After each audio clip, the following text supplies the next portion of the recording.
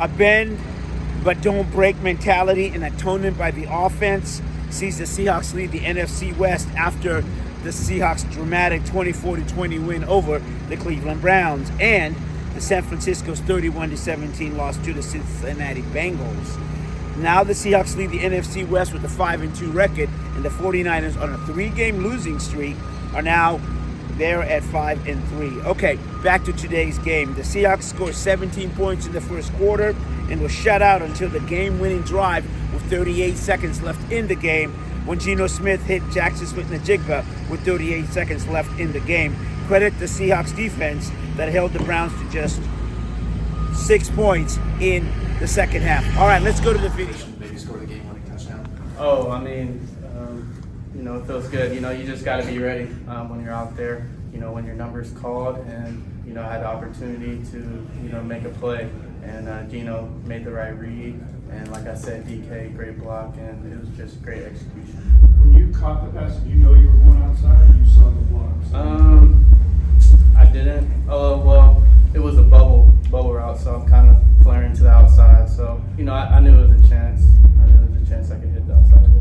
What was the feeling like on the sidelines when Julian, small tips and Julian gets it and all that? Oh, it felt amazing, just knowing we sealed the win. That's when we sealed the win, right? Or No, I meant the interception. The interception he's talking about. the interception. Yeah. Let's set up the final drive. Yeah. Oh, okay, yeah. That was a big relief. Our defense been stepping up and been doing a great job, and they just showed that on that drive. Jay Love, a leader on the defense, coming up. It's big for us, and happy to get it done. Is it more pressure on that or more of an opportunity? Once the interception's made, you guys are going out on Oh, offense. it's an opportunity. We rolling. We trying to win the game. You know what I'm saying? 2 minutes. Let's go. Down 3. Let's do it. Let's go score. Put some points on the board, and that's what we did today. We're down. But it's just about bouncing back, getting back to that next possession, and that's what we did. I feel like we held our heads high, and we just went out there and tried to do the best we could. And all the mistakes and all that, we'll look at them tomorrow and try to get them fixed. What goes really big day for us. Fantastic illustration of hanging and staying in it and keeping the belief going,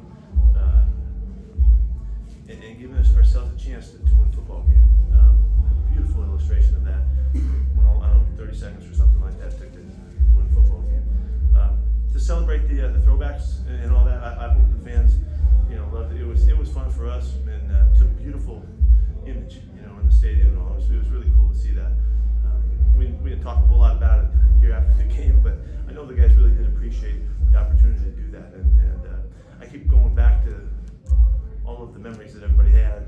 That's why they liked it so much to see it and all that, and I'm glad we could be part of that. It was fun. Tough football game. These guys are really tough, man. They have the formula of playing great defense and running the football, and that's a formula that gives you a chance to win every time out. And I thought P.J. Walker did a really good job. Keep the thing moving and keep them in position to win the game. They did some things that we needed to stop. We didn't stop as well. The screens were a big part of the game. Didn't play the running game as well as we wanted to, but pretty much average for them, kind of how they do it. But all in all, Gino leading that drive, the guys keeping him clean up front so that we could throw the ball to do what we need to do to finish the game. Guys coming through with the catches, the touchdown play to win the game. It was a fantastic block by DK, clean. The guy was looking right at him. That's the call that they make sometimes. I thought he did it perfectly, and Jackson got every inch out of that play, just in really championship fashion. So just a lot of really cool, exciting things that happened today, and I'm fired up about it. This is what he lives for. He lives for these opportunities and to go for it. And when it was on the line, everything's right there. He came up with a way to figure it out and did something that changed our fortunes in this game. I'm surprised one bit. We practiced him all week, and they did it anyway. So I was really disappointed in that. They had great success with it. Tight end looked great in the back. We were talking about it all game. We were on it, and they just out executed us.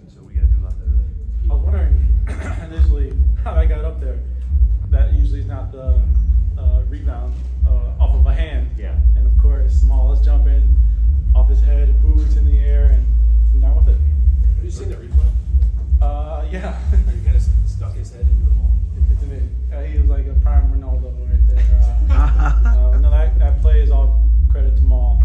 The way he plays, the passion, the energy, the physicality. If he's not pressuring the way he is, that play never happens, and who knows what happens in the game. So it's Jamal Adams. Being totally honest with you, take away 2 plays, 3 plays, and we're talking about a really good game. But obviously you can't eliminate those. I mean, those things happen, and again, that's something that I've been trying to be better at. Not having those mistakes, because those can hurt us. And I feel like our team is such a scrappy team. We find ways to win no matter what. But I feel like if I can play up to my capabilities, play up to my standard, who knows, like I said, what we can be, because we're one of the best teams in football if we play. Our defense is playing lights out football, and we got to continue to reward those guys, because they're really one of the better defenses in football. We've got a chance every single week when we have that type of defense, and so we know that once we get out to a lead and we score points, they're going to be able to pass rush. Today we let them back in the game because we weren't consistent throughout. But if we can be consistent and continue to put up points, man, we'll be pretty good. Call and shoot, tips and overthrows got to get those. Were you worried they were going to take it away? No, I knew I had caught the ball, and I knew I was down on the ground. I had elbow, knees, all that on the ground. So I knew I was down. It's just the fact that they got the review, be all dramatic and stuff like that. We just trusting each other, trusting one another out there.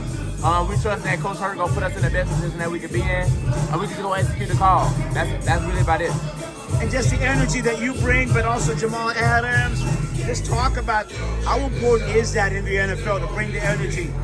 It's very important, especially for defense, because you got to go out there with some swag. You got to have some swag to you, and you got to go out there and let people know that we're gonna be a physical football team, especially on defense, that we're gonna run around and we're gonna hit you.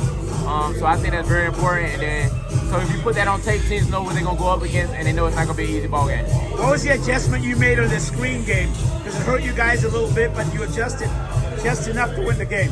Coach Hurt made a couple of calls that put us in the right position, that we could surround the screen game, because it was starting to get they were starting to get a beat on us. A lot of the screens was hitting for like 20+ yards. But Coach Hurt made the adjustment. We just executed the game plan. So that 20 you're wearing, he was a lockdown, put your hand on your knee defense. Do you relate to the Peyton jersey and how you play? Nah, I mean, I say yeah, but then again, like the glove was just a different guy, and I just tried to go out there and be myself. But I gotta have this on because I want to represent myself. When we brought everybody up, the biggest thing was just telling everybody to breathe, telling everybody to relax, because I think we had about 3-and-outs in a row. And sometimes you can find yourself pressing, trying to be able to get out of the element mentally, because it's like, bro, what's going on? Like, we got to figure this out. And so just making sure like we reel everybody back, and we were able to go out there and execute, and Jackson scored us a winning touchdown. I want to make sure I don't sound stupid, because I got to remember what I'm trying to talk about. So I mean, it seemed like everybody listened, they understood, and it wasn't like one of those moments, like I said, where we were pressing or we were out of it. The defense did a great job just keeping us in the game, even though the team was able to do great with their third downs on the other side. Defense allowed it to be field goals and not touchdowns, and so that keeps us into the game. It was high emotion, especially at the end of the game, but yeah, we just had to come out here and play hard. We knew that was a good team, and they showed it today, but we finished the game, so it was good. Okay, so there you go. The Seahawks post-game presser with players and coaches talking about the team's gutsy win. Yes, the team has much to improve just in terms of the offense and the defense. They've got a lot to clean up. But you know what? The Seahawks will take this win, sloppy or not. Why? Because now, as I said, they're in first place in the NFC West. But up next week, the Seahawks travel to Baltimore to take on the 6-2 Baltimore Ravens, who lead the AFC North. For the CascadiaSports.net report, I'm Osvaldo Mariera from Lumen Field.